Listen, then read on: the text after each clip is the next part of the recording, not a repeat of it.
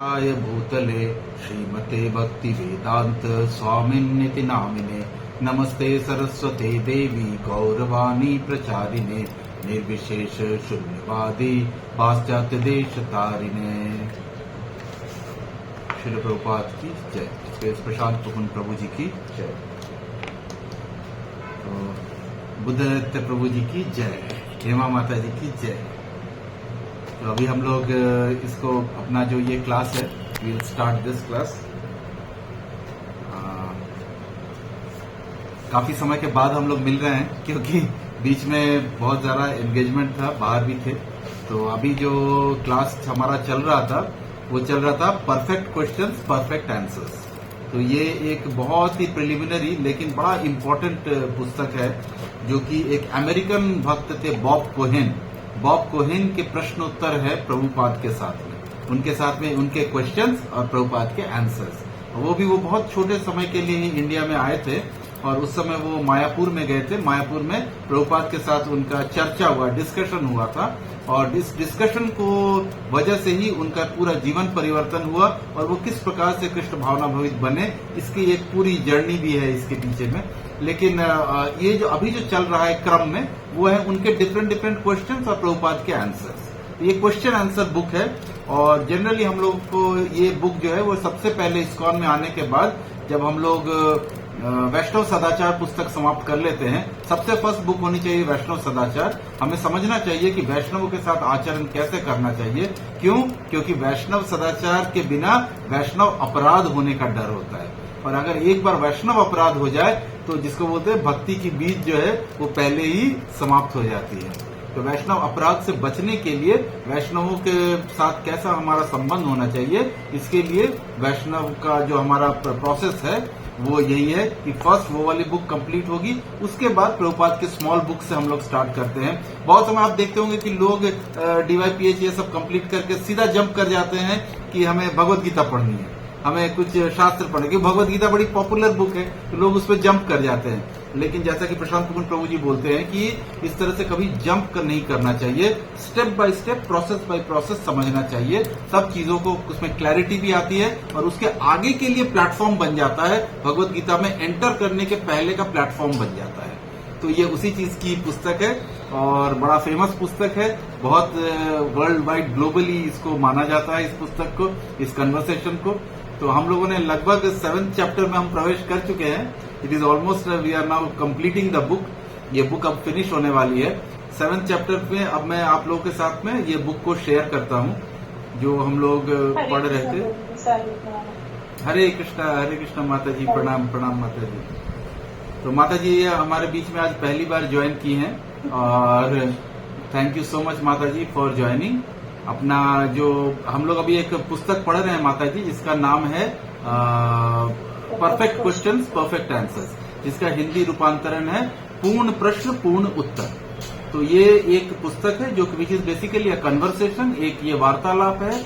Bob Cohen नाम के एक अमेरिकन भक्त थे, भक्त नहीं थे, वो तो नॉर्मल अमेरिकन थे, वो साइंटिस्ट थे और वो इंडिया में आए थे पीस कीपिंग फोर्स के साथ में और बंगाल में उनका पोस्टिंग था। वो कुछ दिनों के लिए टीचिंग कर रहे थे, साइंस टीचर्स थे बने थे और उसके बाद फिर वो प्रभुपाद से मिले मायापुर में। और ये मायापुर में प्रभुपाद के साथ जब वो मिले फरवरी 1972 में, तो ये उनका और श्रील प्रभुपाद के बीच के क्वेश्चंस है।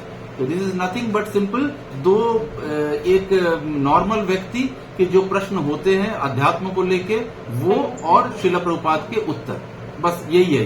ये पूरी पुस्तक इसी के ऊपर है। लेकिन इसमें अध्यात्म स्पिरिचुअलिज्म के विषय में संपूर्ण ज्ञान है, पूरा ज्ञान प्रभुपाद ने दिया है।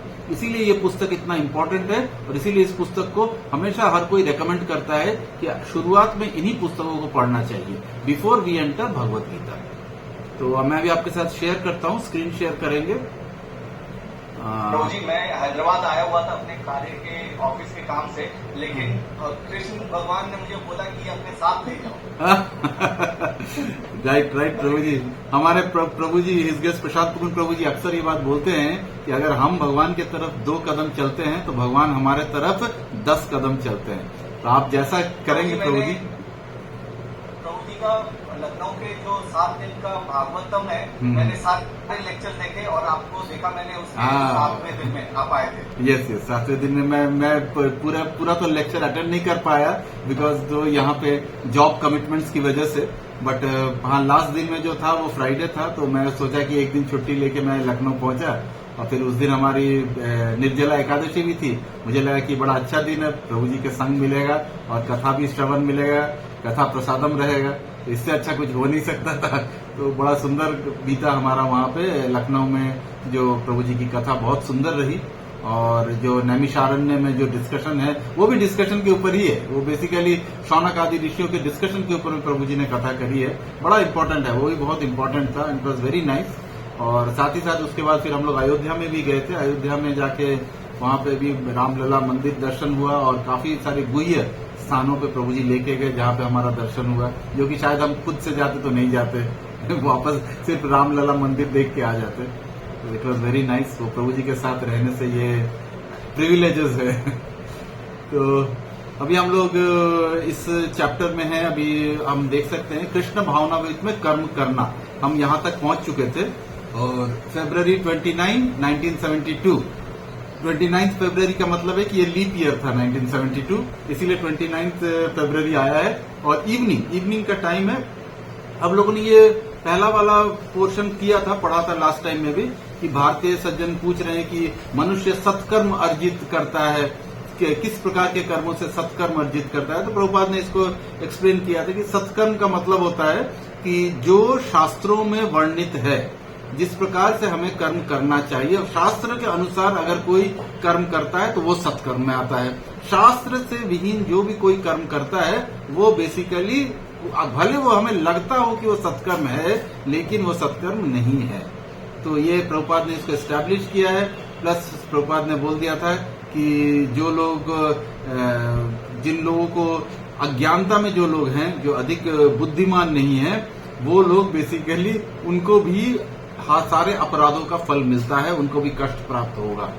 तो इसलिए मतलब जिसको बोलते हैं ना, ignorance is not a bliss, Prabhupada ने ये एस्टैब्लिश कर दिया कि मुझे मालूम नहीं था, ये कोई हमारे लिए एक जिसको बोलते हैं एक्सक्यूज नहीं है कि भाई हमें तो मालूम नहीं था।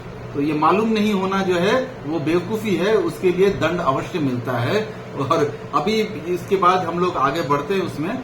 उसमें बॉब का प्रश्न था, उस व्यक्ति के विषय में क्या कहना है जिसे भगवान का अधिक बोध नहीं है, मतलब नॉलेज नहीं है। तो प्रभुपाद ने डायरेक्ट एक लाइन में बोला, तब वो एक पशु है, ही इज एन एनिमल। तो प्रभुपाद ने क्लियर बोला था, अगर कोई बोलता है मुझे भगवान के बारे में पता नहीं है, तो वो एक पशु जीवन है, वो एक पशु है। तो अबोध लोगों के बारे में क्या कहते हैं, तो प्रभुपाद ने बोला पशु भी अबोध होता है, क्योंकि उसको गला काटने के पहले तक उसे लगता है कि उसका सामने में हरी हरी घास रखी हुई है, वो बड़ा सुंदर है। तो मूर्ख बन जाना जो है वो कोई योग्यता नहीं है। मतलब प्रभुपाद क्लियरली बोले हैं कि हम लोग अगर सोचते हैं कि हमें कुछ चीज मालूम नहीं है तो हम छूट जाएंगे, हमारा कोई प्रॉब्लम नहीं है, अरे हमने कर लिया, अब हमें तो मालूम नहीं था ना। नहीं, मालूम क्यों नहीं था, क्वेश्चन यही है। अगर मालूम नहीं रहते हुए भी अगर हम लोग कुछ गलत काम कर रहे हैं तो डेफिनेटली उसकी सजा हमें प्राप्त होगी। तो इस प्रकार से हम लोग ये सब चीजें पढ़ चुके हैं। अभी हम लोग जहाँ पे पढ़ रहे थे उसमें बुद्धिमान के विषय में प्रभुपाद से प्रश्न हो रहा था।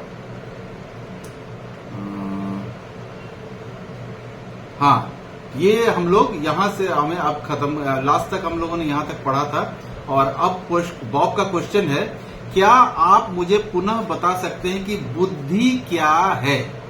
तो आप देख सकते हैं उसके पहले वाले इसमें ही बोल रहे हैं, एक अबोध अज्ञानी मूर्ख बन जाना श्रेष्ठ योग्यता नहीं है। तो यहाँ पे प्रभुपाद क्लियर बोलते हैं कि मूर्ख बने रहना कोई हमारा क्वालिफिकेशन नहीं है, कि आई एम अ स्टूपिड, ये कोई क्वालिफिकेशन नहीं है। तो सरलता ठीक है, मैंने it is good that you are simple, लेकिन व्यक्ति को मूर्ख नहीं होना चाहिए, you should not be a foolish person. तो इसमें बॉब पूछ रहा है, क्या आप मुझे पुनः बता सकते हैं कि बुद्धि क्या है। सो नाउ बॉब का क्वेश्चन है कि व्हाट इज इंटेलिजेंस। हम लोग ये बार बार बोल रहे हैं बुद्धि बुद्धि बुद्धि, तो बॉब का क्वेश्चन है कि व्हाट इज इंटेलिजेंस, ये बुद्धि है क्या, किस चीज को आप बुद्धि बोल रहे हैं। तो प्रभुपाद ने यहाँ पे बहुत ही डीप फिलोसॉफी बताया है।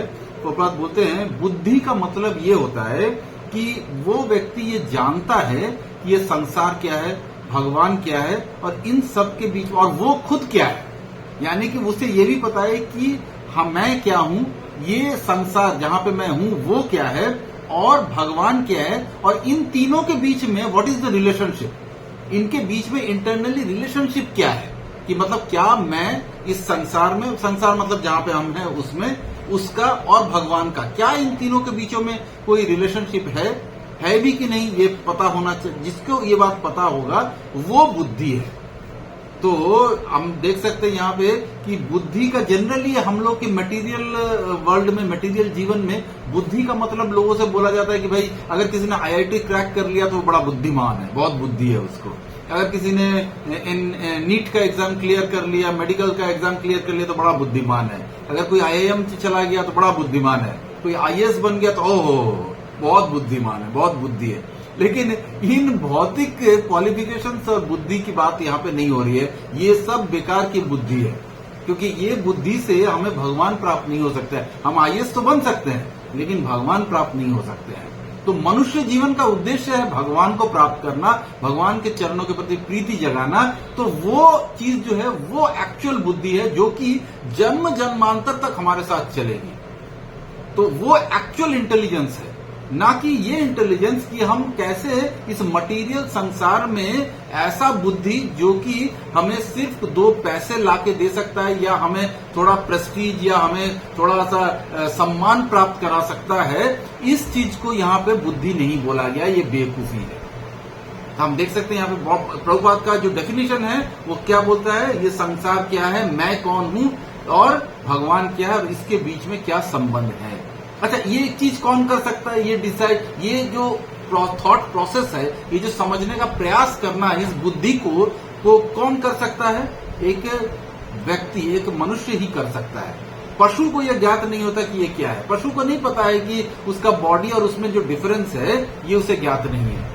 हमें ज्ञात हो सकता है अगर हम इसको डीपली सोचे, हम इसमें अपने इंटेलिजेंस को लगाएं, अगर हमारे सही हमें गाइडेंस मिले, सही हमें ग्रंथों का संग मिले, तो हमें ये चीज क्लैरिटी के साथ आएगा कि किस प्रकार से एक जो व्यक्ति है वो और उसकी जो आत्मा है वो डिफरेंट है।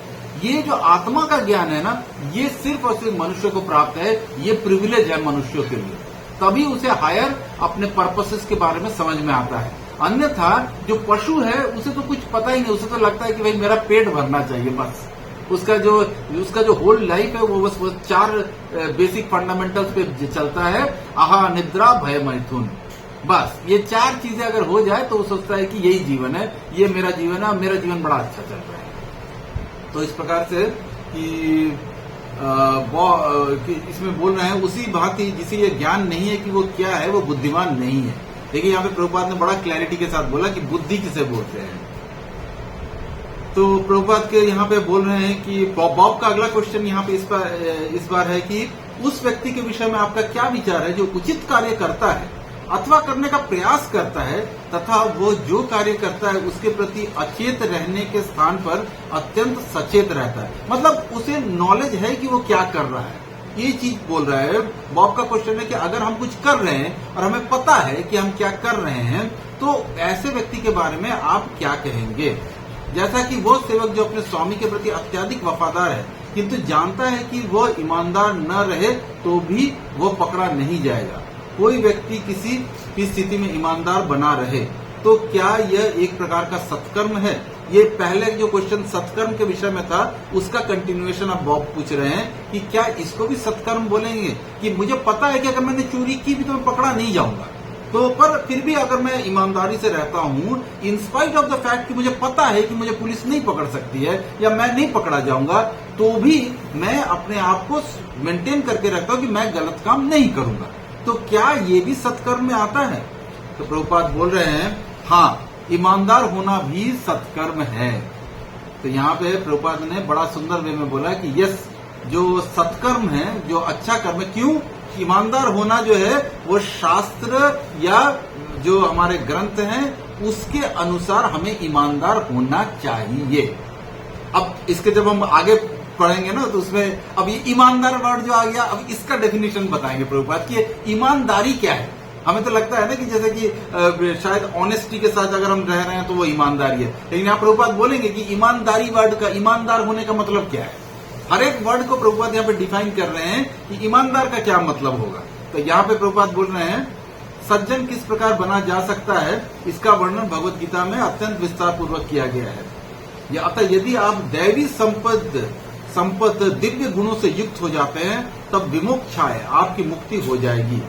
निबंधाय सुरी, यदि आप आसुरी गुणों से युक्त हैं तब अधिक बंधन में पड़ते जाएंगे। दुर्भाग्यवश आधुनिक सभ्यता को ज्ञान ही नहीं है कि मोक्ष क्या है, बंधन क्या है। तो यहाँ पे प्रभुपाद बोल रहे हैं भगवत गीता के इस श्लोक पे कि दैवी संपद विमोक्षाय निबंधाय आसुरी मता। तो मतलब कि अगर आप दैवी गुण एक्वायर कर लेते हो, इफ यू आर एक्वायरिंग दैवी गुण, जो देवताओं के गुण है वो अगर हम एक्वायर कर लेते हैं तो विमुक्षाय, हमें विमुक्ति हो सकती है, हमारी मुक्ति हो सकती है, हमें मोक्ष प्राप्त हो सकता है। लेकिन जितना अधिक हम लोग आसुरी प्रवृत्ति में घुसेंगे, आसुरी जीवन बिताने का प्रयास करेंगे, जिसमें हर गलत काम हम करेंगे, हर वो चीज जो शास्त्रों के हिसाब से गलत है वो चीज को हम करेंगे, तो उससे क्या होगा, हम और अधिक बंधन में पड़ते जाएंगे। तो यहाँ पे बड़ा सुंदर बोल रहे हैं कि आसुरी गुणों के बढ़ने से हमारे बंधन होंगे, और अगर हम दैवी गुण अर्जित करते हैं तो हम उसी बंधन को काट सकते हैं, उसी बंधन से बाहर निकल सकते हैं। लेकिन प्रभुपाद बोल रहे हैं कि यहाँ पे आधुनिक सभ्यता यानी मॉडर्न सिविलाइजेशन, जो अमेरिकन लोग हैं उनके विषय में, वेस्टर्न कंट्रीज और हमारे कंट्री के देश के लोगों के लिए भी बोल रहे हैं कि उनको पता ही नहीं है कि मोक्ष क्या है और बंधन क्या है। तो यहाँ पे तो डिफिनेशन ही लोगों को पता नहीं है कि मोक्ष क्या होता है और बंधन क्या होता है। वे इतने अज्ञानी हैं कि उन्हें ये ज्ञात ही नहीं है। यदि मैं आपसे प्रश्न करूं कि मोक्ष से आप क्या समझते हैं, आप क्या उत्तर दे सकते हैं? तो he was an American, Bob Cohen was an American, वो एक अमेरिकन व्यक्ति थे। तो प्रभुपाद यहाँ पे उनसे स्ट्रेट पूछते हैं कि अगर मैं आपसे पूछूं what do you mean by liberation, आप लिबरेशन से आपको क्या मतलब आप समझते हो, मोक्ष से आप क्या मतलब समझते हो, तो आपके पास कोई उत्तर नहीं है। और यदि मैं आपसे प्रश्न करूं कि बंधन से आप क्या समझते हैं, यानी कि अटैचमेंट से आप क्या समझते हैं, क्या आप उत्तर दे सकते हैं? नो, आप साइलेंट रहेंगे, कोई उत्तर नहीं है इसका भी आपके पास। वैदिक साहित्य में मोक्ष तथा बंधन ये शब्द है, किंतु आजकल के लोगों को भी तो यह भी ज्ञात नहीं कि मोक्ष क्या है, इसके बारे में, और बंधन क्या है। वे इतने अज्ञानी और मूर्ख है, फिर भी उन्हें अपनी प्रगति पर गर्व है। तो यहाँ प्रभुपाद क्लियरली बोल रहे हैं कि आपने 2 बिल्डिंग क्या बना लिए, 4 ट्रेन क्या चला ली, आपको लगता है कि आपको बहुत ज्ञान है, लेकिन आपको बेसिक ज्ञान ही नहीं है कि मनुष्य जीवन में मोक्ष क्या है, बंधन क्या है, किन कारणों से मुक्ति हो सकती है, किन कारणों से हम बंधन में पड़ सकते हैं। इसके विषय में कोई न तो ज्ञान देने वाला है, न तो कोई ज्ञान लेने वाला है, किसी को कोई इंटरेस्ट ही नहीं है इसमें। तो प्रभुपाद बोल रहे हैं आप एक प्रोफेसर, अध्यापक है, क्या आप उत्तर दे सकते हैं? तो बॉब बोलता है कि पर्याप्त रूप से नहीं, मतलब कंप्लीटली मैं हो सकता है इसको एक्सप्लेन नहीं कर पाऊंगा, क्योंकि यदि मैं स्पष्ट कर सकता तो मैं अत्यंत शीघ्रतापूर्वक मुक्त हो जाता। यहाँ पे बोल रहे हैं कि बॉब बोल रहे हैं कि अगर मुझे इस बारे में पूरा नॉलेज होता तो मैं खुद ही मुक्त नहीं हो जाता। तो प्रभुपाद बोलते हैं किंतु यदि आपको यह ज्ञात नहीं है कि मोक्ष क्या है, तब तीव्र और धीमी गति से मोक्ष कैसा। तो प्रभुपाद ने बोला, बॉब का जो कहना था कि अगर मुझे पता हो जाएगा तो मैं शीघ्रता पूर्वक मुक्त हो जाता, मैं बहुत फास्ट मुक्त हो जाता। तो प्रभुपाद यहाँ बोल रहे हैं कि अरे आपको जब पता ही नहीं है कि मोक्ष क्या है तो स्लो प्रोसेस और फास्ट प्रोसेस का क्या लेना देना। तो प्रभुपाद यहाँ बड़ा सुंदर एक उदाहरण देंगे कि जैसे ट्रेन में आप बैठ रहे हो, आपको पता ही नहीं कि ट्रेन जाती कहाँ है, लेकिन आप ये सोचते हो कि ये फास्ट ट्रेन है और ये स्लो ट्रेन है। इसका तो कोई वैल्यू ही नहीं रहा ना, क्योंकि आपको पता ही नहीं कि आपका गंतव्य क्या है, आपको जाना कहाँ है। अगर ये नहीं पता है तो फास्ट ट्रेन और स्लो ट्रेन का आपके लिए कोई वैल्यू नहीं होता है। तो इसमें बोलते हैं तो ज्ञात, हाँ यहाँ देखिए यहाँ पे प्रभुपाद बोल रहे हैं यदि आपको ज्ञात नहीं कि रेलगाड़ी कहाँ जा रही है तो वो तीव्रगामी अथवा धीमी, यह पूछने या समझने का लाभ ही क्या है। तो it is of no use कि हम ये पता करें कि भाई ट्रेन फास्ट ट्रेन है या स्लो ट्रेन, जबकि हमें पता ही नहीं कि हमें जाना कहाँ है। तो बॉब हंसता है, बोलता है हाँ ये ठीक है, मैं कुछ क्षण विचार करना चाहूंगा। तो यहाँ पे प्रभुपाद श्रीमद् भागवतम का एक श्लोक का एक पोर्शन बता रहे हैं तो उसे बोल रहे हैं मनुष्य को समस्त निरर्थक कार्य बंद कर देना चाहिए और अपनी मूल स्थिति में स्थित हो जाना चाहिए, यह मुक्ति है। अब देखिए यहाँ पे मोक्ष या मुक्ति का वर्णन किया गया है कि व्हाट इज मोक्ष, व्हाट इज लिबरेशन, हमें लिबरेशन से क्या हम समझे। तो यहाँ पे प्रभुपाद देखिए बोल रहे हैं, उसको डिफाइन कर रहे हैं क्या है एक्चुअली मोक्ष। तो मोक्ष कुछ नहीं है, निरर्थक कार्य बंद कर देना। तब आप बोलेंगे कि निरर्थक कार्य क्या है? जितनी भी मटेरियल रिलेटेड चीजें हम करते हैं वो निरर्थक है। Anything which is related to material pleasure, material progress, material and anything which is related, since our body is also material, हमारा शरीर जो है वो भी मटीरियल है, तो शरीर से रिलेटेड हम कुछ भी करते हैं तो उस चीज को प्रभुपाद क्या बोलते हैं? निरर्थक कार्य। तो इन निरर्थक कार्यों को बंद कर देना और अपनी मूल स्थिति में स्थित होना। अब ये मूल स्थिति क्या है? मूल स्थिति का मतलब है कि कॉन्स्टिट्यूशनल पोजीशन, ओरिजिनल पोजीशन। हम, हमारी जो आत्मा है, आत्मा का एक्चुअल कॉन्स्टिट्यूशनल पोजीशन क्या है? तो चैतन्य चरितामृत में चैतन्य महाप्रभु ने बताया हुआ है कि जो आत्मा है जीवेर स्वरूप है कृष्णेर नित्य दास। ये है constitutional position of the soul. जो हमारे हम हैं, जो एक्चुअली हम हैं, हम ये शरीर नहीं है, हम आत्मा हैं, और हमारी आत्मा जो है उसका कॉन्स्टिट्यूशनल पोजीशन क्या है कि वो कृष्ण का नित्य दास है। नित्य दास का मतलब क्या हुआ कि वो कभी दासत्व से अलग हुआ ही नहीं, होगा भी नहीं। वो जब से मतलब उसका वो जो बना है, वो भगवान ने जो अपने इन सोल्स को बनाया है वो सिर्फ और सिर्फ भगवान अपनी सेवा के लिए बनाया है। यानी कि उसका पर्पस ही था भगवान की सेवा करना। लेकिन इस बॉडी के संसर्ग में आके हमें जब ये पंचभूत शरीर मिल जाता है तो इस संसर्ग में आके हम लोग अपने आप को कोरिलेट करते हैं कि हम सोल नहीं है, हम बॉडी हो गए हैं। हम तो बॉडी है ना, ये बॉडी है हमारा। तो ये जो बॉडी के साथ जो अपना रिलेशन, और इस मटेरियल लाइफ में हम जो कुछ भी करते हैं, हम नौकरी कर रहे हैं, हम कुछ भी कर रहे हैं, हम शादी कर रहे हैं, हम खेल रहे हैं, हम पढ़ रहे हैं, कुछ भी कर रहे हैं, टीवी देख रहे हैं, एंजॉयमेंट कर रहे हैं, किसके लिए? ये बॉडी के लिए। जबकि हम वो है नहीं, हम we are not that this body, हम तो बॉडी है ही नहीं। लेकिन फिर भी हम उस बॉडी को खुश करने के लिए, उस बॉडी को आराम देने के लिए एक अच्छा फ्लैट लेते हैं, एक अच्छा मकान बनाते हैं, एसी लगाते हैं, सुंदर बेडरूम बनाते हैं। लेकिन किस लिए? फॉर दिस बॉडी, जो कि एक न एक दिन हमें छोड़ के निकलना है। इस बॉडी का कोई भी, जिस दिन से ये बना है, इसका नाम ही है मरण धर्मा। ये शरीर जो है इसका दूसरा नाम है मरण धर्मा। जिस दिन पैदा हुआ उसी दिन से बुढ़ा हो रहा है। इसीलिए इंग्लिश में बोला जाता है ना, बच्चों को अगर एकदम छोटा सा बच्चा आया है तो वो आया, अगर आपको कोई देखता है तो पहला क्वेश्चन क्या पूछता है? How much month old. Old का मतलब होता है पुराना, यानी कि बुढ़ा। तो ये कितने महीने का बुढ़ा है? तो हो सकता है अगर 2 महीने का बच्चा है तो उसकी मदर बोलेगी कि ये ही और शी इज 2 months ओल्ड। अब ये 2 month ओल्ड क्यों है? पुराना हो गया, 2 महीना पुराना है, 2 महीने का बुढ़ा है। ये बुढ़ा जिस दिन से पैदा हुआ उस दिन से ये जो शरीर है वो बूढ़ा ही हो रहा है, वो इट इज गेटिंग एजिंग। तो एज, हमें लगता है कि एजिंग का मतलब होगा कि बाल वाल पक जाएंगे, झुर्रियां बुर्रियां आ जाएंगी तो हम एज्ड हो गए। नहीं, जिस दिन से पैदा हुए उस दिन से हम एज्ड हो रहे हैं। तो इस प्रकार से आप देख सकते हैं यहाँ पे कि मूल स्थिति में होना, इसको ही प्रभुपाद ने बताया है कि इसको मोक्ष कहते हैं। जो पर प्रभुपाद आगे बोलते हैं, दुर्भाग्यवश, इट इज वेरी अनफॉर्चुनेट, आजकल किसी को अपनी मूल स्थिति उचित रूप से कार्य करने का ज्ञान ही नहीं है। तो यहाँ पे प्रभुपाद बहुत क्लैरिटी के साथ बोल रहे हैं कि किसी को पता ही नहीं है कि हम ये बॉडी नहीं सोल हैं, और उसको अत्याधिक उसमें बहुत ज्यादा उसमें इस विषय में अज्ञानपूर्ण है, तथा वो एक अत्यंत अटपटी स्थिति है, उसे ज्ञात नहीं है। तो बॉब पूछ रहा है, क्या आप मुझे बता सकते कि ईमानदार कौन है? मुझे शुरुआत में ईमानदार वाला वर्ड आया तो यहाँ पे प्रभुपाद से उसने पूछ लिया, उसने देखा बॉब ने कि प्रभुपाद एक एक वर्ड को डिफाइन कर रहे हैं। मोक्ष को डिफाइन कर दिया प्रभुपाद ने, बुद्धि को डिफाइन कर दिया कि क्या बुद्धि है, क्या मोक्ष है। तो उसके बाद प्रभुपाद से वो पूछ रहे कि ईमानदार कौन है? Who is an honest person? ईमानदारी से कौन जीवन जीता है? तो प्रभुपाद यहाँ पे बोल रहे हैं, यदि किसी को यही ज्ञात न हो कि ईमानदारी क्या है तो किस प्रकार ईमानदार हो सकता है? किंतु अगर आपको ज्ञात हो कि ईमानदारी क्या है तो आप ईमानदार हो सकते हैं। तो इसकी व्याख्या करने के लिए बोल रहे हैं।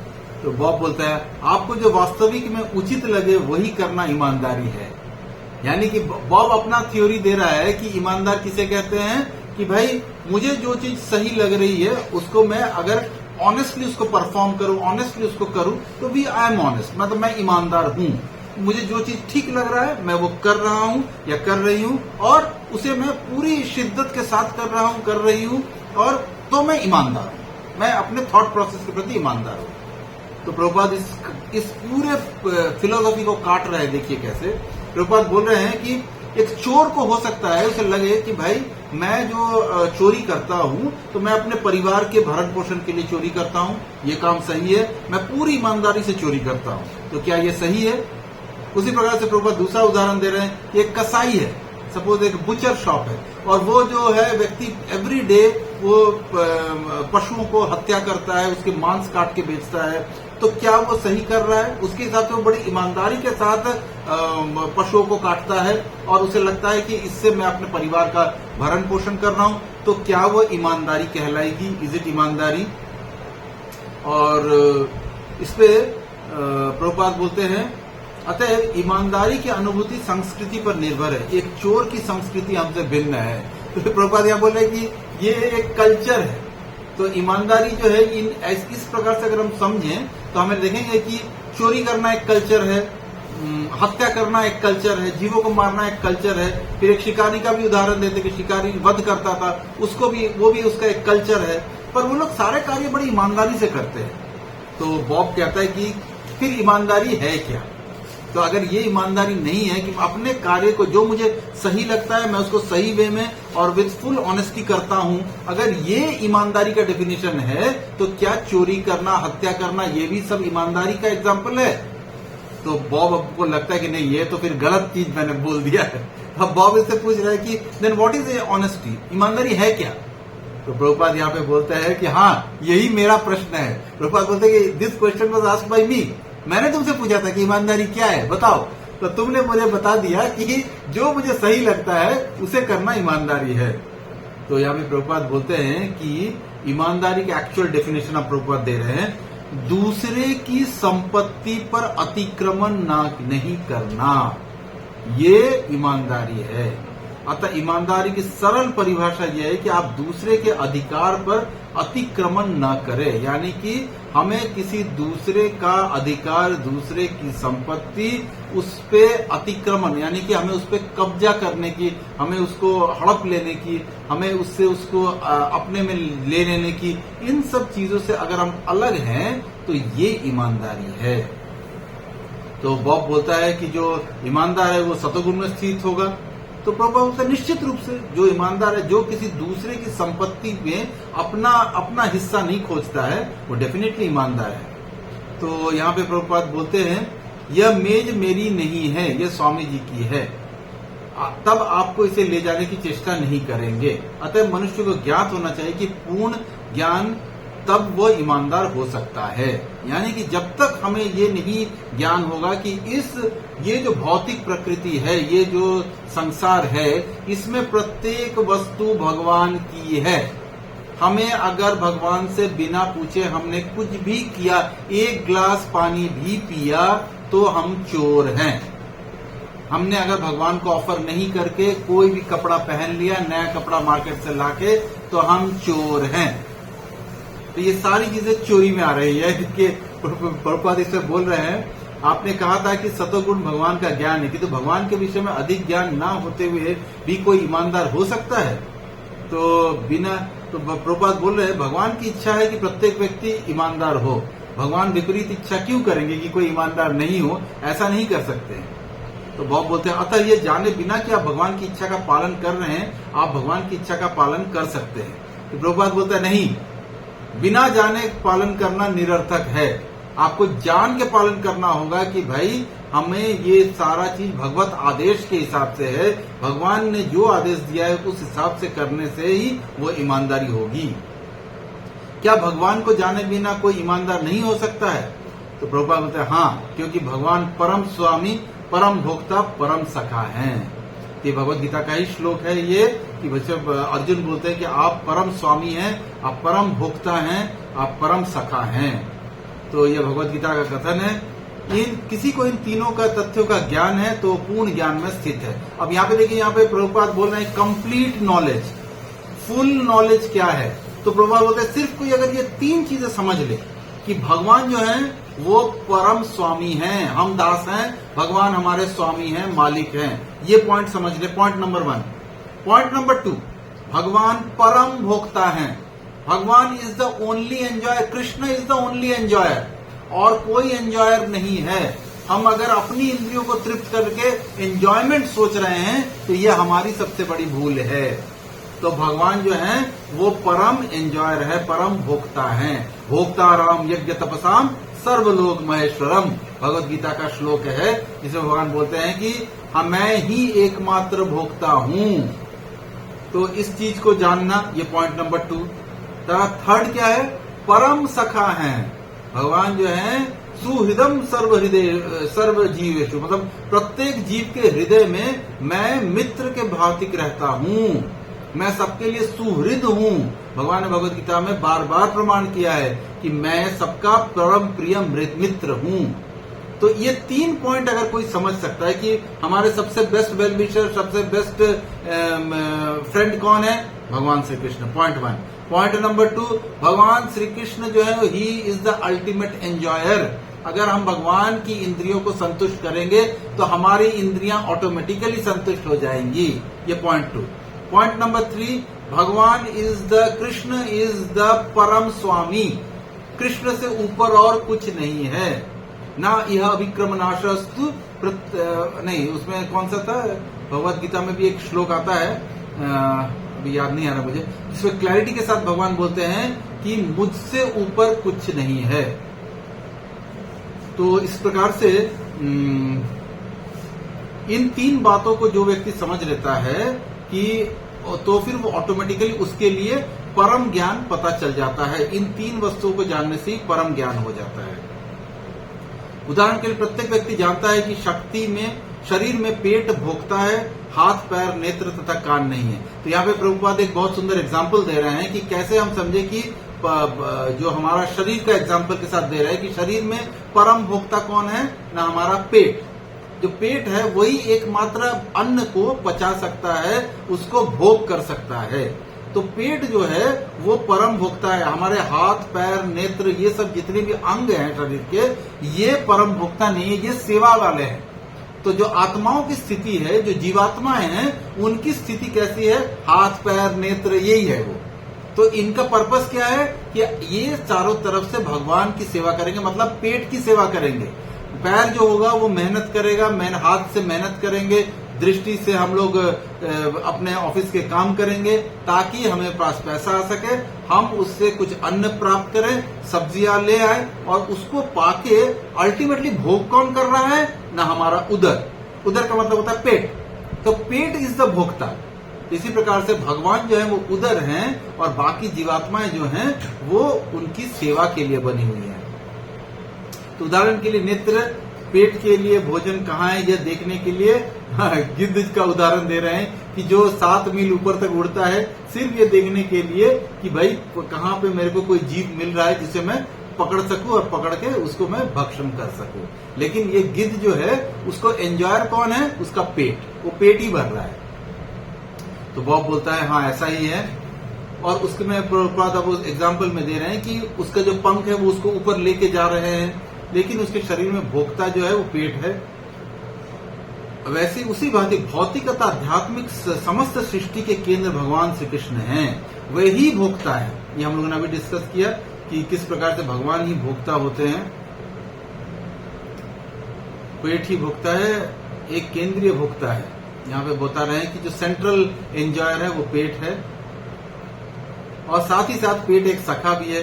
क्योंकि यदि आप भोजन नहीं पचा पाते हैं तब शरीर के अन्य सब अंग शिथिल पड़ जाते हैं। यानी कि अगर हमारा पेट खराब हो जाता है, अगर हम फूड को डाइजेस्ट नहीं कर पा रहे हैं, यानी डाइजेशन रिलेटेड प्रॉब्लम हो रहा है, तो उससे क्या हो जाएंगे, हमें शक्ति प्राप्त होना बंद हो जाएगा।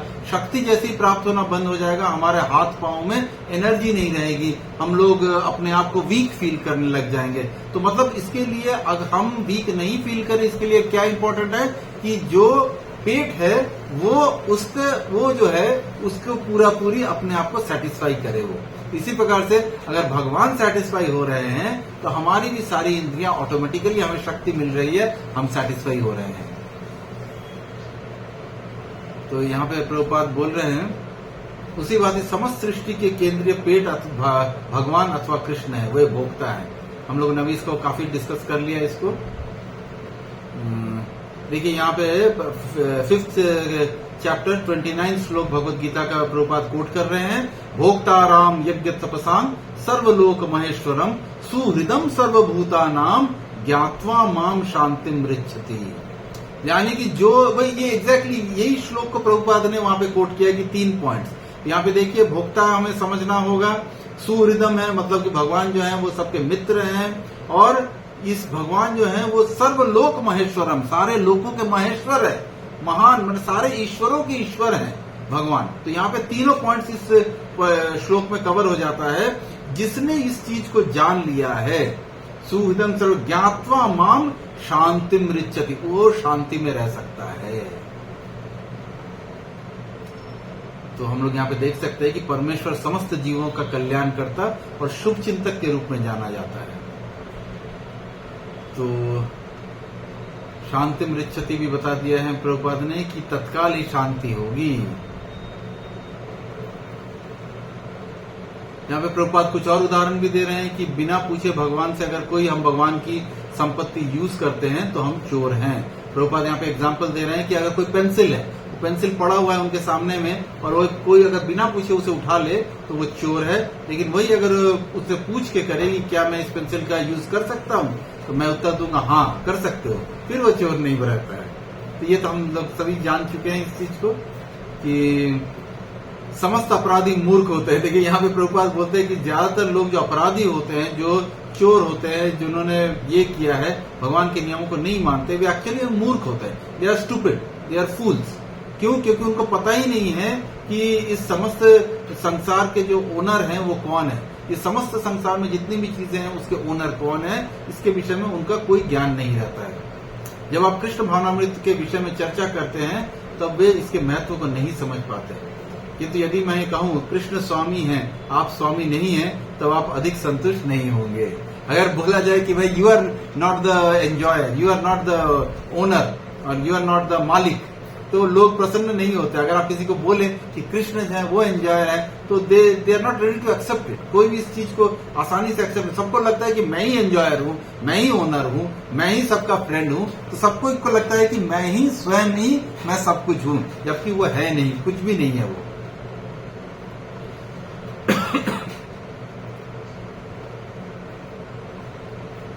वास्तविक सत्य को कहना करना मेरी मूर्खता है। यहाँ प्रभुपाद बोलते हैं कि अगर ये चीज हम किसी को एग्जाम्पल में देते हैं तो वो व्यक्ति धीरे धीरे उसको लगता है कि ये सामने वाला बेवकूफ है। वैसे मूर्खतापूर्ण बात, मतलब उसे लगता है कि वो जो सामने ये बात बोल रहा है कि भगवान जो भोगता है वो मूर्ख है, वो स्टूपिड है। और यहाँ पे बताया गया है उपदेशो ही मूर्खा नाम प्रकोपाय न शांत है।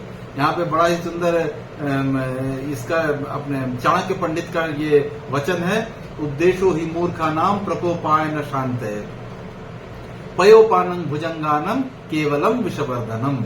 अगर आप किसी को उपदेश देते हैं मूर्ख को, तो उसमें क्या होता है, प्रकोपाय न शांत है, मतलब उसका क्रोध जो होगा और बढ़ेगा। आप किसी मूर्ख को अगर ज्ञान देने जाएंगे तो उसका क्रोध जो है वो बढ़ता जाएगा, क्योंकि उसे लगता है कि ये मुझे ज्ञान दे रहा है, ये तो बेवकूफ है ये। और ये कैसा है कि जैसे कि सर्प को दूध पिलाने जैसा है। अगर हम सर्प को दूध पिलाते हैं तो केवल और केवल विषवर्धनम, उसका विष का ही वर्धन होता है। इसीलिए मूर्ख को कभी ज्ञान नहीं देना चाहिए।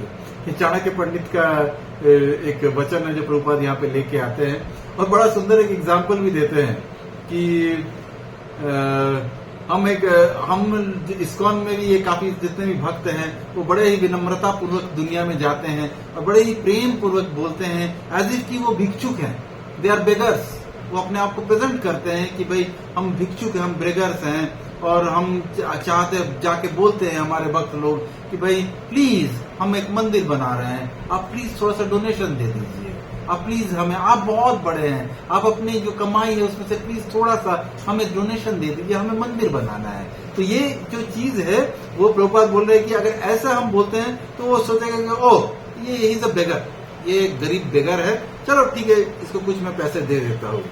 तो लेकिन यही अगर सच्चाई बता दिया जाए, अगर उसके सामने में जाके उसे कहा जाए कि भाई आपके प्रभुपाद बोल रहे हैं महोदय, जेंटलमैन, आपके पास करोड़ों डॉलर है, वो कृष्ण का धन है जो आपने अपनी तिजोरी में अपने बैंक अकाउंट में बंद करके रखा हुआ है, वो आपका धन नहीं है, वो किसका धन है, वो कृष्ण का धन है, और मुझे भगवान श्री कृष्ण का मंदिर बनाना है, वो धन आप मुझे दे दीजिए, आपको चाहिए कि आप मुझे कुछ धन दे दीजिए। तो यहाँ पे बोल रहे हैं धन है और मुझे दे दीजिए, मैं कृष्ण का सेवक हूँ। तो वो क्या करेगा, वो मुझे भगा देगा। तो बात बोल रहा है कि अगर सच बोलो किसी को तो वो आपको भगा देगा। तो वहां पे बोल रहा है वो प्रसन्न नहीं होगा, उल्टा यदि मैं भिक्षुक के रूप में जाऊं, मतलब अगर मैं बेग करने जाऊं, अगर मैं बेगिंग करूं, तो अगर मैं बेगिंग करता हूं तो वो समझ जाएगा और हो सकता है वो अपने धन में से कुछ अंश अपने धन का जो कि वो बैंक में तिजोरी में बंद करके रखा है वो निकाल के दे देगा। तो यहाँ पे बोल रहे हैं प्रभुपाद कि मैं उसे सच्चाई बताऊं तो वो मुझे एक पाई भी नहीं देगा। प्रभुपाद बोल रहे हैं कि 1 सेंट भी नहीं देगा। तो प्रभुपाद एक इसका उदाहरण बोलते हैं। अब ये चीज हम करते क्यों है, इस्कॉन में भक्त ऐसा चीज करते क्यों है, तो प्रभुपाद यहाँ पे बोलते हैं कि इसका बड़ा सुंदर एग्जाम्पल से समझा रहे हैं कि समझ लो एक छोटा सा बच्चा है, तो उसके हाथ में $100 का नोट है। अब वो $100 का नोट उसके हाथ से ले कैसे, वो देने को तैयार नहीं है, मैं नहीं दूंगा। तो ये जितने पैसे वाले लोग हैं वो तिजोरी में अपने पैसे को बंद करके रखे, बैंक अकाउंट में बंद रखे, दूंगा नहीं मैं। तो अब उसके लिए क्या करना है, उसका उपाय क्या है, उस बच्चे से उस नोट को लेने का। उसे बोलते हैं ये लो, छोटा सा एक टॉफी देते हैं, अरे ये कागज का टुकड़ा है, इसे तुम लेके क्या करोगे, ये लो तुम टॉफी खाओ, तुम टॉफी लो और मुझे ये कागज का टुकड़ा दे दो। तो वो तुरंत खुशी खुशी टॉफी पकड़ लेगा और वो अपने $100 का नोट उससे वापस कर देता है।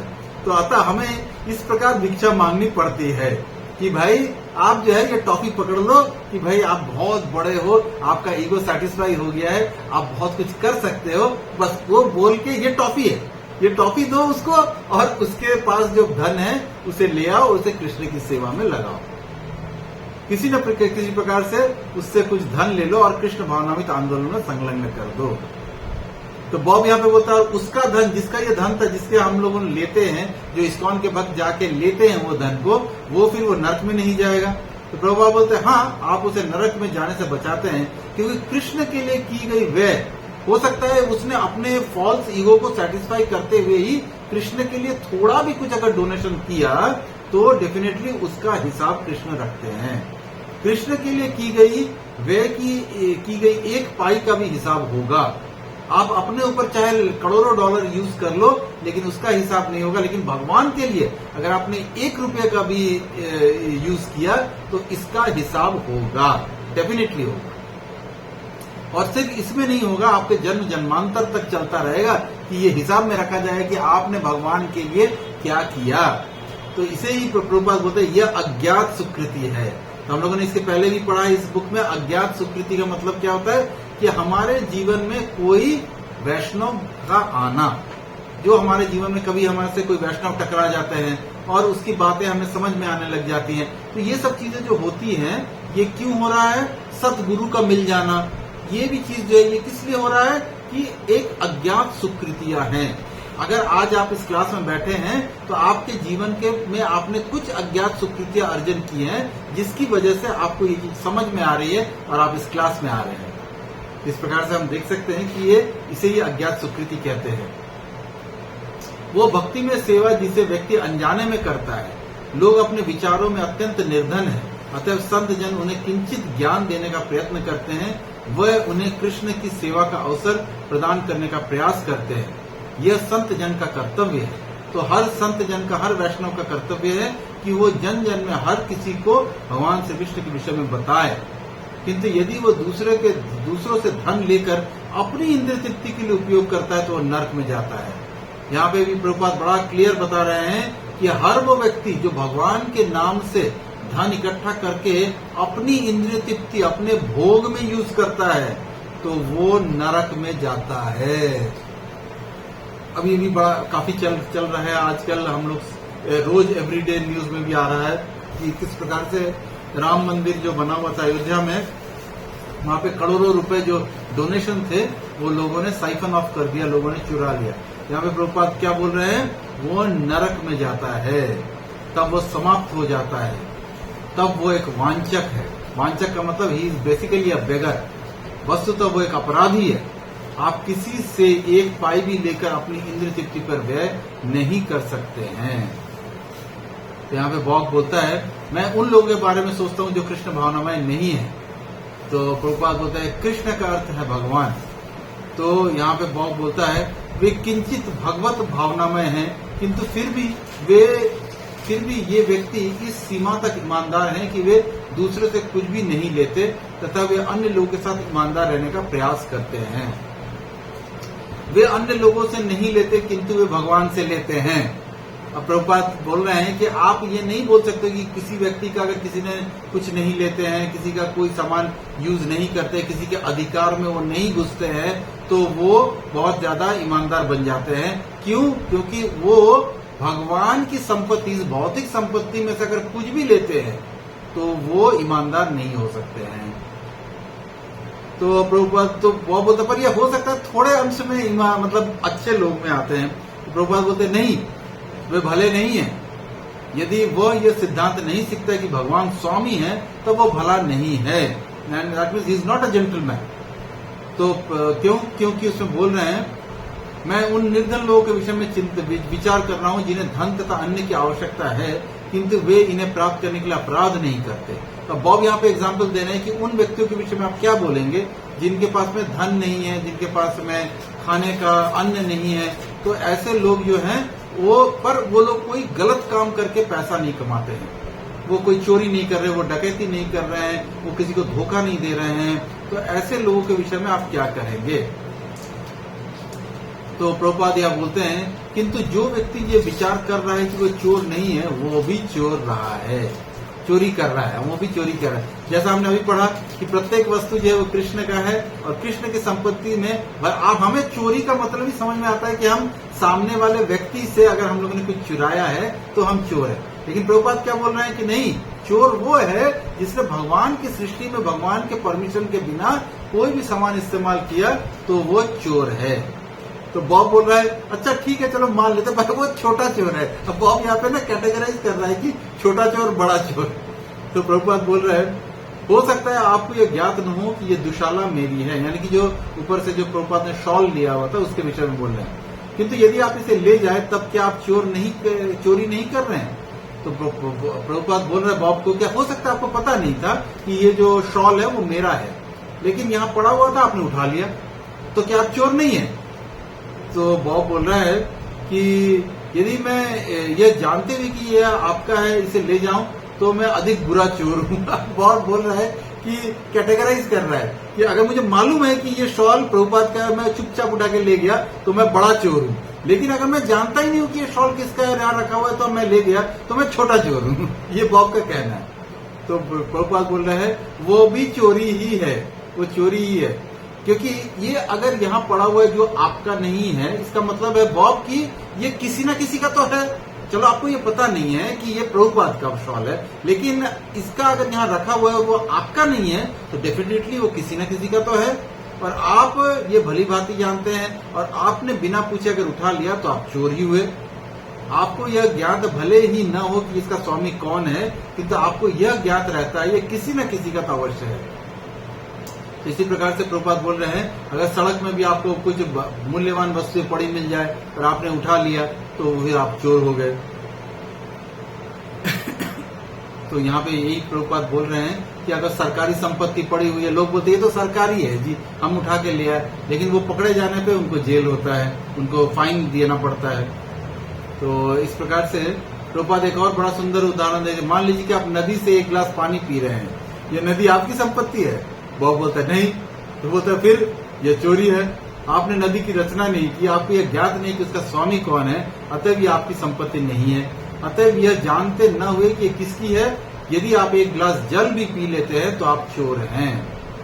तो यहाँ पे अतः आप ये सोच सकते हैं कि मैं ईमानदार हूं, परंतु आप वस्तुतः आप चोर हैं। आपको लग सकता है कि मैं बड़ा ऑनेस्ट हूं, मैं बड़ा सही आदमी हूं, लेकिन एक्चुअली में इन रियलिटी आप एक चोर हैं। आपको कृष्ण का स्मरण करना चाहिए। हे कृष्ण, कुछ भी चीज यूज करने के पहले, जैसा कि हम लोगों ने ये किया कि हमें भगवान को अर्पण करना चाहिए, भगवान को याद करना चाहिए। जैसा प्रसाद प्रभु जी भी हमेशा बोलते हैं, एक गिलास पानी पी रहे हैं, अगर एक दवाई भी खा रहे हैं तो भगवान को स्मरण करते हुए करना चाहिए कि भगवान ये आपकी चीज है, मैं इसका इस्तेमाल कर रहा हूँ, मुझे पता है इस दवाई से मेरा शरीर ठीक नहीं होगा, ठीक तो आपकी कृपा से ही होगा, पर इस दवाई को माध्यम बना दीजिए आप मुझे ठीक करने के लिए। इस प्रकार से चाहे वो एक गिलास पानी है या दवाई है, उसे हमें भगवान को नमो विष्णु नमो विष्णु नमो विष्णु करके ही लेना चाहिए। तो यहाँ पे बोल रहे हैं प्रभुपाद बोले, कृष्ण भावनाभूत से विहीन प्रत्येक व्यक्ति जो कि कृष्ण कॉन्शियस नहीं है, जो कि कुछ भी खा रहा है, पी रहा है, जो भी कुछ भोग कर रहा है, वो व्यक्ति दुष्ट, चोर, कपट, कितने सारे एडजेक्टिव दिए हैं प्रभुपाद ने, दुष्ट, चोर, कपटी तथा डाकू, इतने सारे एडजेक्टिव दिए प्रभुपाद ने। ऐसा व्यक्ति जो भगवान को ऑफर किए बिना कुछ भी करता है, वो इतनी सारी कैटेगरी में आता है। तो यहाँ पे, और ये कोई अच्छी योग्यता नहीं है, ना तो वो ईमानदार है न उसको ज्ञान है। मतलब ऐसा व्यक्ति को आप ईमानदार भी नहीं बोल सकते हैं, और ऐसे व्यक्ति को कोई ज्ञान भी नहीं होता है, वो निम्न कोटि का मनुष्य है। तो बॉब को बोल रहे हैं प्रभुपाद, तो आप समझ गए ना कि ज्ञान क्या है, नॉलेज क्या है, ईमानदारी क्या है, ऑनेस्टी क्या है। तो बॉब बोल रहे हैं हाँ, एक प्रकार से मेरे को समझ में आ रहा है। तो प्रभुपाद को बोलते हैं, और दूसरा प्रकार क्या है? ये अगर आपको लगता है कि कोई दूसरा प्रकार है तो आप बताओ, मैंने जो पॉइंट्स बोला है उसका खंडन करो, उसको गलत प्रूफ करो। तो अगर ऐसा कर सकते हो तो बताओ। तो बॉब हंसता है और प्रभुपाद बोल रहे हैं कि क्या अन्य प्रकार, क्या कोई विकल्प है, यानी कि इज देयर एनी ऑल्टरनेटिव, इसका कोई ऑल्टरनेट भी है क्या, अगर है तो बताओ। तो प्रभुपाद बोलते हैं कि हमें ऐसा अनुभव है, इसके विपरीत हम ऐसी कोई बात नहीं करते जिसका कोई खंडन कर सके, हमें ऐसा अनुभव है, इसके विपरीत हम सबका खंडन करते हैं। कोई और प्रश्न है? अब तक हमें कृष्ण का संरक्षण प्राप्त हुआ है। बड़ी बड़ी सभाओं में, बड़े बड़े देशों में प्रवचन के उपरांत मैं प्रश्न पूछता हूँ। आपने देखा होगा कि यहाँ पे भी इस्कॉन की ये जो पद्धति है वो प्रभुपाद ने बनाया था कि कोई प्रश्न करना है, अगर किसी के हृदय में कोई प्रश्न है तो कथा के अंत में हम लोग पूछते हैं कि कोई प्रश्न है तो बताएं। तो प्रभुपाद बोलते हैं कि पर अब मुझे कोई प्रश्न नहीं पूछना है। बॉब बोलता है नहीं, मेरा सारे प्रश्न हो गए, मुझे कोई प्रश्न नहीं पूछना है। प्रभुपाद बोलते हैं लंदन के कॉन्वे हॉल में प्रभुपाद का 12 दिन का 12 डेज का एक डिस्कोर्स था, और एवरी डे प्रभुपाद जो है वो प्रश्न पूछते थे कथा के अंत में, डिस्कोर्स के अंत में, कि क्या किसी का कोई प्रश्न है। तो बॉब बोलता है क्या आपसे अनेक प्रश्न किए गए?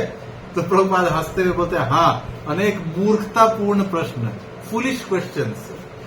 तो प्रभुपाद बॉब बोल रहे हैं मैं एक प्रश्न करना चाहता हूँ, मूर्ख होने से क्या तात्पर्य है? प्रभुपाद बार बार ये चीज बोलते ना, is a rascal, he is a foolish person.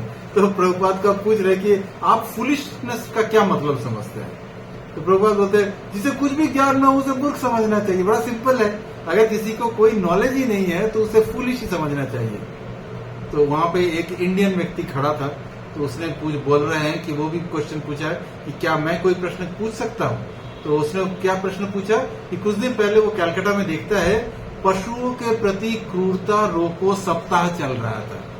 मतलब सोचिए कहाँ पे चल रहा है कि कलकत्ता वेस्ट बंगाल में पशुओं के प्रति क्रूरता, जहाँ पे कि हर 2 कदम पे एक मछली का दुकान है, एक मीट का शॉप है, वहां पे कैसा सप्ताह मनाया जा रहा था कि पशुओं के प्रति क्रूरता रोको सप्ताह। तो प्रभुपाद बोलते हैं यह एक अन्य मूर्खता है, ये भी एक सबसे बड़ी मूर्खता है।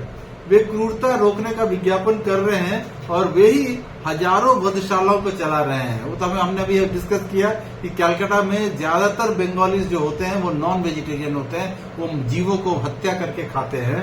तो इस प्रकार से आप देख सकते हैं कि कलकत्ता वेस्ट बंगाल पूरी जो है, पूरी की पूरी वेस्ट बंगाल अधिकतर स्थान जो है वो वहां पे आपको कोई ना कोई वधशाला मिल जाएगा, यानी कि जहां पे कि जानवरों का वध हो रहा है और उस ऐसे स्थान में रखा गया है कि पशुओं के प्रति क्रूरता रोक सकता है। तो ये एक अन्य मूर्खता है। ये नियमित रूप से पशुओं के प्रति क्रूरता करते हैं और उसे रोकने के लिए अब एक संस्था की स्थापना कर रहे हैं। तो यह उसी प्रकार हुआ जैसे चोरों का एक दल भला व्यक्ति संबंधित के नाम से संबोधित करे। माने अगर सब चोरों ने मिलके एक बनाया है, ग्रुप बनाया है जिसका नाम है गुड मैन एंड कंपनी। मतलब कलकत्ता में बंगाली लोगों ने बनाया दिया है कि पशुओं के प्रति हत्या नहीं होनी चाहिए, ऐसा एक ये बनाया है, सप्ताह बना रहे हैं। तो प्रभुपाद बोल रहे हैं कि सारे चोरों के दल मिलके एक कंपनी बनाई है जिसका नाम रखा है गुडमैन एंड कंपनी। सारे चोर है लेकिन बोलते हैं गुडमैन एंड कंपनी, हम लोग सब गुड है। तो भारतीय सज्जन बोल रहे हैं मैं आपसे एक प्रश्न पूछना चाहता हूं। तो प्रभुपाद बोलते हैं आपके क्वेश्चन पूछने के पहले मुझे पता है आप क्या पूछोगे, तो मैं पहले ही आपको इसका उत्तर देता हूं। तो यहाँ पे प्रभुपाद बोलते हैं कि एक फिलोसफी है जो कि बंगाल में भी खूब चलती है और ये बेसिकली एक कम्युनिस्ट फिलोसफी है जिसमें बोला जाता है कि जो जितने जीव हैं, जितने जैसे बकरा है, मुर्गी है, जिसको भी मार के काट के खाया जाता है या मछलियां हैं, इनका अगर हम लोग उन्हें प्रॉपरली फीड नहीं करा सकते हैं, उनके जीवन में अगर कुछ कष्ट है तो ऐसे जीवों को मार के काट के खा लो, तो वध कर देना चाहिए। ये एक फिलोसफी है, एक थ्योरी है कि अगर जीव जो है वो अगर सुखी नहीं है तो उसे मार के काट के खा लो। तो प्रभुपाद कहते हैं इतना कष्ट सहन करने से बेहतर है कि उसको वध कर दिया जाए। जैसे अब सड़क पे कुत्ता घूम रहा है, भूखा है, नहीं खाने को कोई दे नहीं रहा है, तो ऐसा कुत्ते को पकड़ो, काट के खा जाओ। ये एक कम्युनिस्ट देशों से आ रहा है, ये एक थ्योरी है। तो यहाँ पे बोल रहे हैं कि ये तो वैसा ही हुआ जैसे कि वृद्ध पुरुष पितामह, यानी कि हमारे ग्रैंडफादर अगर कष्ट भोग रहे हैं, अगर उनको बीमारी है तो भाई उन्हें मार दो, मार के काट के खा लो। तो वो बोले अफ्रीका में मानवों का एक ऐसा वर्ग है जो अपने परम पितामह, मतलब जो मेरे दादाजी के फादर है, अगर वो जिंदा हैं तो उनको मार के काट के खा लेते हैं, उनका उत्सव मनाते हैं।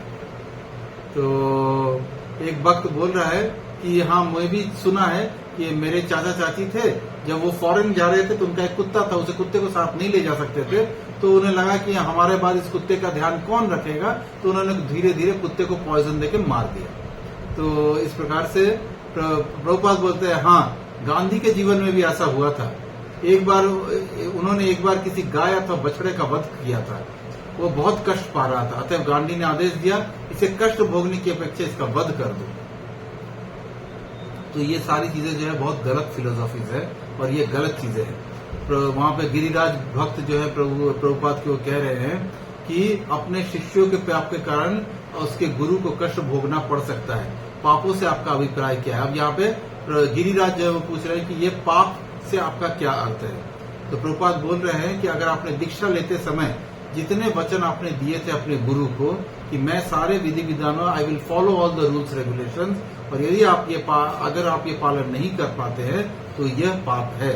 और ये जितने बार आप अपने वचन को, अपने प्रॉमिस को तोड़ते हैं, ये जो गंदे कर्म करते हैं, ये सब पाप के अंदर में आते हैं। तो यहाँ पे प्रभुपाद बोल रहे हैं कि गिरिराज बोल रहे हैं कि जैसे हमने वचन दिया था अपने गुरु महाराज को कि भाई हम ध्यान पूर्वक जप करेंगे, लेकिन हम नहीं कर पाते हैं। तो प्रभुपाद बोलते हैं ये कोई दोष नहीं है। मान लीजिए आप कुछ प्रयास कर रहे हैं, आपकी अनुभवहीनता के कारण आप कभी कभी असफल होते हैं, मतलब आप जो है वो बहुत ज्यादा एक्सपीरियंस नहीं है, इनएक्सपीरियंस होने के कारण आप फेल हो रहे हैं, तो ये कोई दोष नहीं है, आप प्रयास कर रहे हैं। तो ये भगवान इसको भगवद गीता में बोल कह रहे हैं अपि चेतो सुदुजाचारो भजते माम अनन्य भाग। अगर मेरा भक्त किसी वजह से अत्यंत नीच कर्म या गिर भी जाता है, फॉल डाउन भी होता है, पर फिर भी वो अगर भक्ति के कार्य में रत है, वो अगर भक्ति के नियमों का पालन कर रहा है, तो भगवान उसे क्या मानते हैं, उसे भगवान अपने भक्त ही मानते हैं। भगवान उसकी गलत चीजें जो है उसको नहीं एक्सेप्ट करते हैं, भगवान उसे क्षमा कर देते हैं। लेकिन अगर कोई व्यक्ति ये सोचे कि मैं भक्ति के नियमों का पालन कर रहा हूं तो मैं सारे पाप और भी एक्स्ट्रा पाप कर सकता हूं, तो प्रभुपाद बोल रहे हैं ये सब मूर्खताएं कर सकता हूं, सब रद्द हो जाएगा। तो ये सबसे बड़ा अपराध है। तो नाम के बल पे अपराध करना हमारे 10 अपराधों में ये भी आता है कि नाम के बल पे अपराध करना। तो इस प्रकार से 10 बज गए हैं और हमारा ये चैप्टर फाइनली, काफी लंबा चैप्टर था ये, तो काफी चीजों के विषय में इसमें डिस्कशन हुआ है। और इस चैप्टर में हम लोगों ने, प्रभुपाद ने बड़ी सारी चीजों को एक्सप्लेन किया है जिसका एक्चुअल मीनिंग क्या है। हमने ये सारी चीजें सुन रखी है, बुद्धि क्या है, मोक्ष क्या है, ईमानदारी क्या है, ये सारी चीजें हमने सुन चुके हैं, हम लोगों ने जीवन में इनको देखा भी है, अपनाया भी है। लेकिन यहाँ पे प्रभुपाद ने इसका एक्चुअल मीनिंग बताया है। यही एक शुद्ध वैष्णव, एक शुद्ध आचार्य का लक्षण है, क्योंकि वो जो है वो चीजों को तत्व से समझता है। ये तत्व समझना है।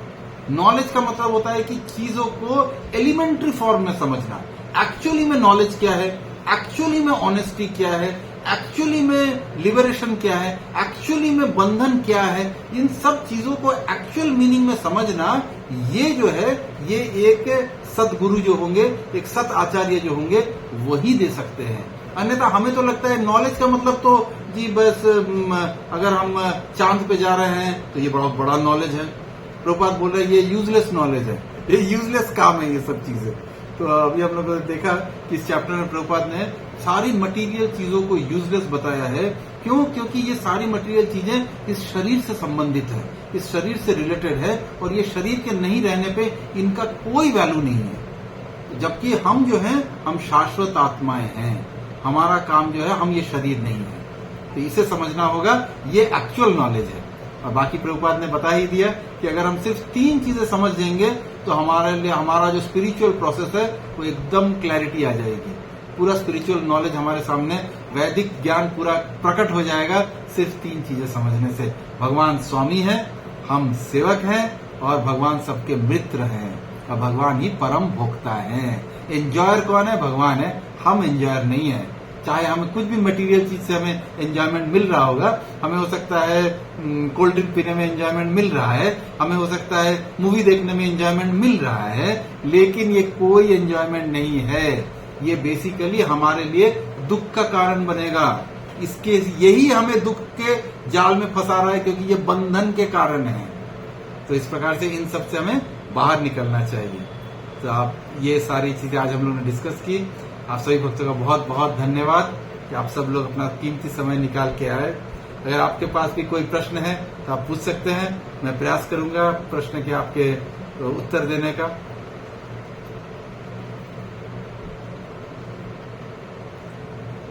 ये से हेमा माता जी आप पूछ सकते हैं। जी, जैसे अभी कन्वर्सेशन पाल जी की हुई थी, तो उसमें एक शब्द आया था मूल स्थिति, है ना? हाँ। तो मूल स्थिति का मतलब वही है, स्वरूप से ही हम उसको पैरेलल। हाँ, मूल स्थिति का मतलब होता है, इंग्लिश में अगर ट्रांसलेट करें तो प्रशांत प्रभु जी समझाते हैं, ये है बेसिकली कॉन्स्टिट्यूशनल पोजीशन। एक्चुअली में हम कौन है, तो इस एक्चुअल स्थिति को समझना जो है ना, वो हमें समझाती है। चैतन्य चरितामृत में बड़ा सुंदर एक ही लाइन में समझा दिया गया है कि जीवेर स्वरूप है। मूल स्थिति क्या है, पोजीशन क्या है?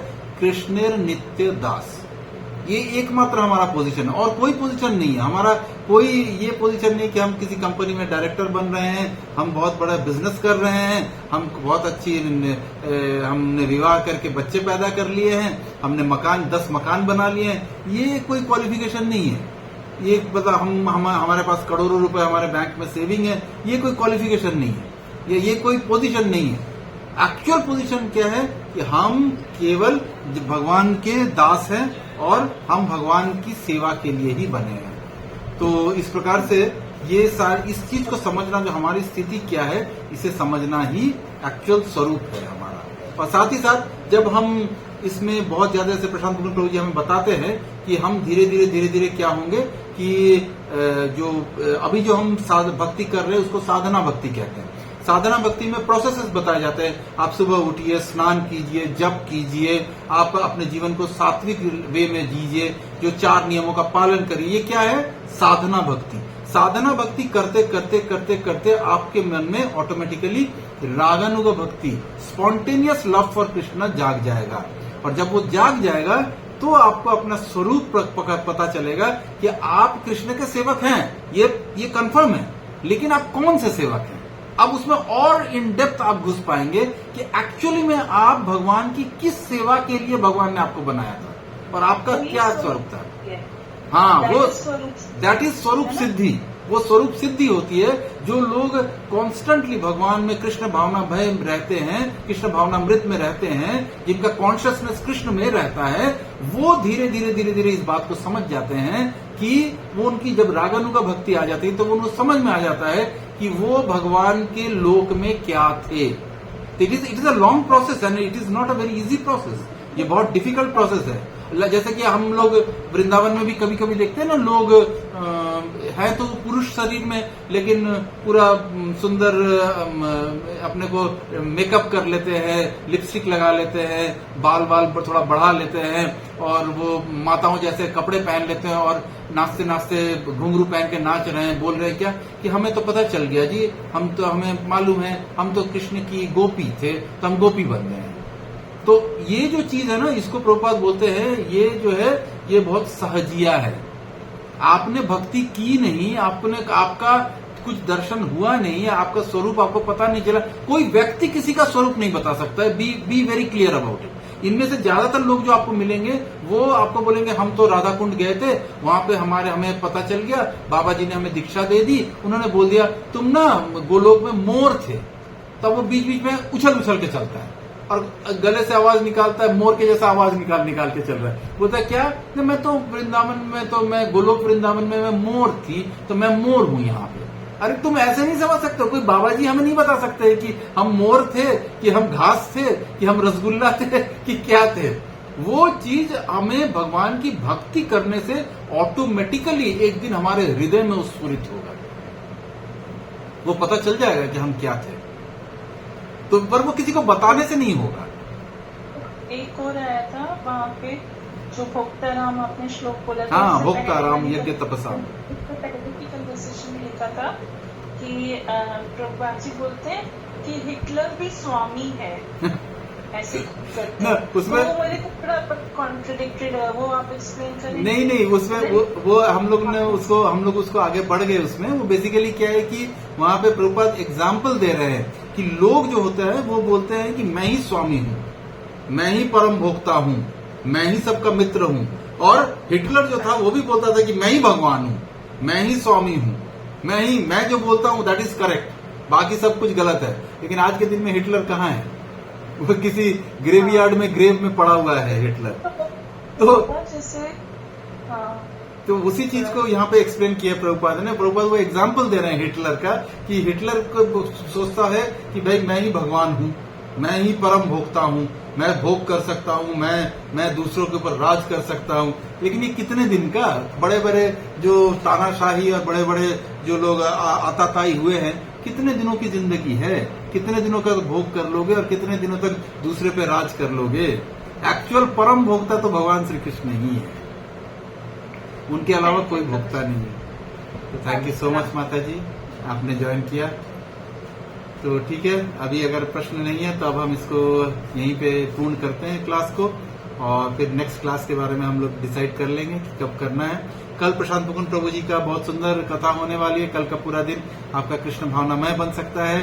कल आप चाहें तो पंजाबी बाग में प्रभु जी की कथा है सुबह 8 बजे की, तो आप वहां पे आ सकते हो, प्रभु जी की कथा डायरेक्ट लाइव सुन सकते हैं। और उसके बाद फिर इवनिंग में 3 बजे से लेकर 5 बजे तक हमारा जो आश्रय क्लास है प्रभु जी का वो होना है। इस बार आश्रय क्लास का जो वेन्यू होगा वो हमारा कैलाश अपार्टमेंट ही होगा, मेरे घर के नीचे बेसमेंट हॉल में होगा, क्योंकि मंदिर में अभी स्पेस नहीं मिल पा रहा है। इसलिए आप लोग को एवरीवन इज इनवाइटेड, आप सभी आ सकते हैं। यहाँ पे 3 से 5 बजे तक क्लास है। यहाँ पे 5 क्यों, हम लोग तो अब तो यहीं पे है। वो जनरली 3 से 5 इसलिए बोलते हैं क्योंकि मंदिर में टाइम का बड़ा प्रॉब्लम है, वो लोग एक स्लॉट वाइज देते हैं। तो अब तो यहाँ पे कोई प्रॉब्लम नहीं है, हम 3 बजे से लेके जब तक प्रभु जी चाहे क्लास कर सकते हैं हम लोग यहाँ पे। तो आप सबका निमंत्रण है, आप सब आ सकते हैं यहाँ पे। हरे कृष्णा। हम सब लोग अपना अपना माइक माइक अनम्यूट कर लीजिए और एक बार महामंत्र बोल के हम इस क्लास को फिनिश करते हैं। हरे कृष्णा कृष्णा कृष्णा हरे हरे, हरे राम राम राम हरे हरे। सभी भक्त वृंद की जय।